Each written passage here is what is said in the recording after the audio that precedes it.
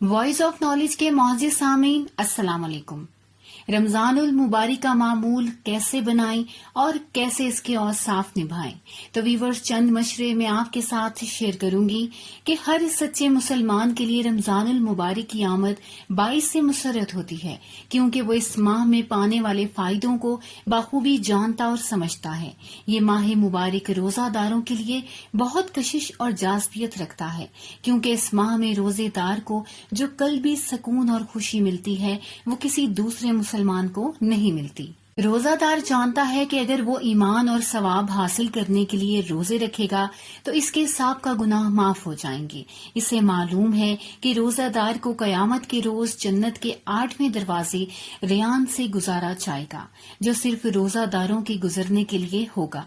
हदीस मुबारका में है कि रोजादार को 2 खुशियां मिलती हैं, एक रोजा अफ्तार करने के वक्त की खुशी और दूसरे उसे कयामत के दिन मिलेगी, जब वो अपने रब से मुलाकात करेगा और रोजे का अजर पाएगा। रमजान की आमद के साथ ही खातून खाना की जिम्मेदारियां बढ़ जाती हैं। इस महीने में इसे घरेलू कामकाज के साथ साथ अपनी और अपने घर वालों की बातनी और साफ की इस्लाह और नशोनुमा भी करनी होती है।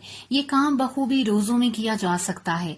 रोजा खुद हमारी तरबियत करता है, हमें गुनाहों से बचाता है। खातून खाना अगर चाहें तो घर वालों के रस्मी रोजों को शऊरी और खालिसुल खास बना सकती हैं। हमारे घरों में आम तौर पर यही रूटीन होती है कि सहरी और अफ्तारी में खाने पीने के खास एहतमाम किए जाते हैं। 5 वक्त की नमाज और कुरान की तिलावत अपने रोजमर्रा के मामूलात में शामिल कर ली जाती है।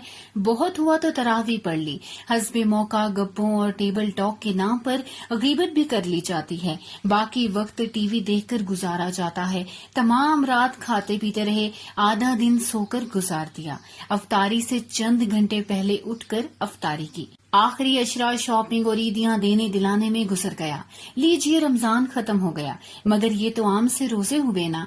इनमें बहुत से ऐसे काम भी हैं कि जो हम कर गुजरते हैं, जो रोजे को मकरूह कर देते हैं। मालूम नहीं रोजे कबूल हुए या नहीं। अब हमें ये देखना है कि इन्हीं खास उल खास कैसे बनाया जाए। घर वालों की तरबियत के लिए रमजान की तैयारी ऐसे की जाए कि जैसे किसी अहम मेहमान की आमद की तैयारी की जाती है, ताकि सबके दिल में ये बात नक्श हो जाए कि इस माह हमने अपने मामूलाती जिंदगी में तब्दीलियां लानी हैं। इसलिए खातून खाना को अपने आप को दूसरों के लिए मिसाल बनाना होगा, ताकि इनके बच्चे और दूसरे लोग इनके नक्शे कदम पर चलने में फख्र महसूस करें। मगर ये सब आखिर कैसे मुमकिन होगा, और अगर एक घरेलू खातून के लिए ये कैसे मुमकिन है कि वो दर्स व तदरीस करने बैठ जाए।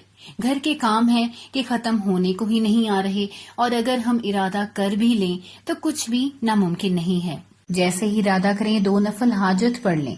अल्लाह ताला हमें तौफीक दे कि हम इस माह मुबारक में भरपूर इस्तिफादा हासिल कर सकें और रमजान के महीने में जो वादे अल्लाह ताला ने फरमाए हैं, इन इनामात के मुस्तहिक अपने आप को बना सकें। इसके साथ ही मिलते हैं अगली वीडियो में। अल्लाह हाफिज।